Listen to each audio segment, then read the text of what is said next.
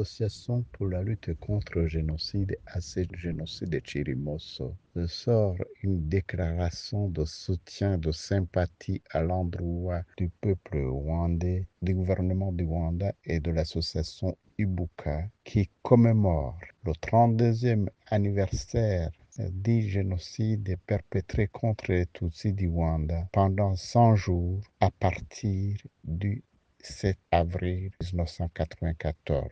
L'association AC Génocide de Chirimoso exprime son soutien indéfectible, sa solidarité avec le peuple rwandais pour avoir organisé une commémoration indéfectible aux victimes innocentes Tutsis qui ont été massacrées injustement. Ils ont été tués tout simplement parce que ce sont des Tutsis, ils sont nés Tutsis et ils ne l'ont pas cherché. C'était par volonté divine qu'ils naissent Tutsis. Et il n'y a aucune raison, aucune justification de les tuer de manière atroce. Et nous nous engageons dans cette solidarité humaine avec le monde entier qui soutient cette lutte contre le génocide des Tutsis du Rwanda et de la sous-région. Nous nous appuyons sur la Déclaration universelle des droits de l'homme, sur la Charte de l'unité du peuple burundais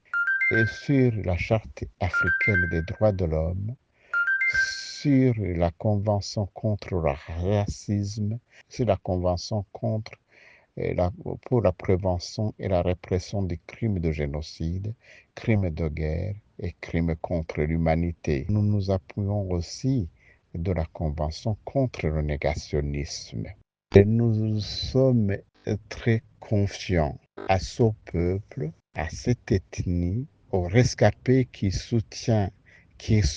commémorent les victimes et qui se rappellent, qui se souviennent de leurs qui ont été des victimes innocentes. Nous encourageons aussi le monde entier, la communauté internationale, les membres de la communauté internationale, notamment l'Organisation des Nations Unies, qui a accepté de mettre sur le pied le tribunal pénal international pour le Rwanda, le TPIR, quand bien même il a jugé peu de bourreaux par rapport à l'effectif maximal au moins supérieur à la moyenne, était obligé de comparaître et d'être jugé. Heureusement pour le gouvernement du Rwanda qui a mis sur le pied l'institution d'Agachacha pour poursuivre le dossier. Nous déplorons la situation de l'idéologie du crime de génocide qui est pour le moment en train d'être enseignée dans la sous-région et qui emporte des vies humaines dans la sous-région,